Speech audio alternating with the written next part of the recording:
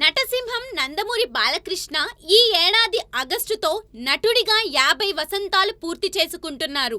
1974లో వెలుగు చూసిన తాతమ్మ కళతో అభినయ పర్వంకి శ్రీకారం చుట్టిన బాలయ్య మొదటి ప్రయత్నంలోనే మంచి మార్కులు పోగేసుకున్నారు.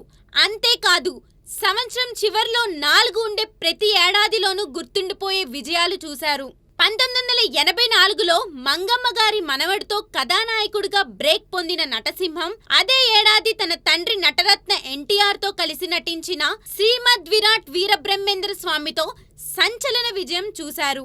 ఇక 1994లో భైరవ ద్వీపంతో ఆ ఏటిమేటి విజయాన్ని అందించిన బాలయ్య అదే క్యాలెండర్ ఇయర్లో బొబ్బిలి సింహతో భారీ విజయం చూశారు. ఆపై 10 ఏళ్ల కంటే 2004లో లక్ష్మీ నరసింహతో ఆ ఏటిమేటి విజయం అందించారు.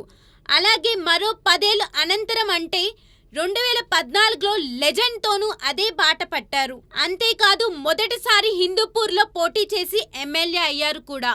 సంవత్సరం చివర్లో 4 ఉంటే చాలు, బాలయ్యకి గ్రాండ్ సక్సెస్ పక్కా అని సెంటిమెంట్ 2024లోనే కొనసాగుతుందని నందమూరి అభిమానులు భావిస్తున్నారు. సినిమాల పరంగా చూస్తే ఈ ఏడాది దసరాకి బాలయ్య కొత్త చిత్రం వస్తుంది. బాబీ డైరెక్ట్ చేస్తున్న ఈ మూవీ ప్రస్తుతం శరవేగంగా చిత్రీకరణ జరుపుకుంటుంది.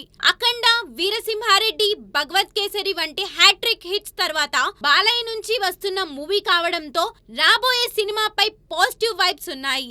మరోవైపు రాజకీయంగాను ఇప్పటికే 2 సార్లు హిందూపూర్లో ఎమ్మెల్యే పదవిలో మొప్పించిన బాలయ్య 2024 ఎన్నికల్లో ప్రజానాయకునిగా హ్యాట్రిక్ కొట్టడం పక్కా అని ఫ్యాన్స్ భావిస్తున్నారు. మరి 4 సెంటిమెంట్తో 2024లో ఇటు సినిమాల్లోనూ అటు రాజకీయంలోనూ బాలయ్య బల అనిపించే విజయాలు సొంతం చేసుకుంటారేమో చూడాలి.